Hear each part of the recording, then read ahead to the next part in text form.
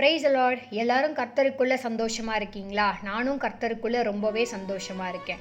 இன்னைக்கு நாம் தியானிக்கும்படி தெரிந்து கொண்ட வசனம், அவர் குடும்பங்களை தழைக்கும்படி செய்தார். எகிப்தின் ராஜா மருத்துவச்சிகளிடம் ஒரு கட்டளையிட்டார், ஆண் பிள்ளைகளானால் கொன்று போடுங்கள், பெண் பிள்ளைகளானால் உயிரோடு இருக்கட்டும் என்று.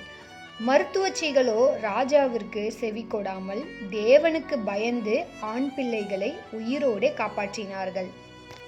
யாத்ராகமம் 1 21 இப்படியா எழுதப்பட்டிருக்கிறது, மருத்துவச்சிகள் தேவனுக்கு பயந்ததினால் அவர்களுடைய குடும்பங்களை தழைக்கும்படி செய்தார். எகிப்துக்கு ராஜாவாக இருந்தாலும் அவரும் ஒரு மனிதன்தான். மருத்துவச்சிகளோ மனிதனுக்கு பயப்படாமல் தேவனுக்கு பயந்தார்கள். இந்நாளில் நாம் யாருக்கு பயந்து கொண்டிருக்கிறோம்? மனிதர்களுக்கா அல்லது தேவனுக்கா? சிந்தித்து பாருங்கள்.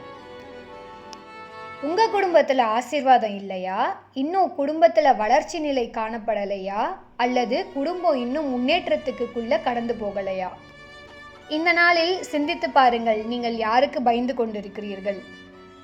மத்தேயு 10 இப்படியா எழுதப்பட்டிருக்கிறது, ஆத்துமாவை கொல்ல வல்லவராயிராமல் சரீரத்தை மாத்திரம் கொல்லுகிறவர்களுக்கு நீங்கள் பயப்பட வேண்டாம், ஆத்துமாவையும் சரீரத்தையும் நரகத்திலே அழிக்க வல்லவருக்கே பயப்படுங்கள் என்று. மனிதர்களுக்கு பயப்படும் பயம் கண்ணியே வரவிக்கும்.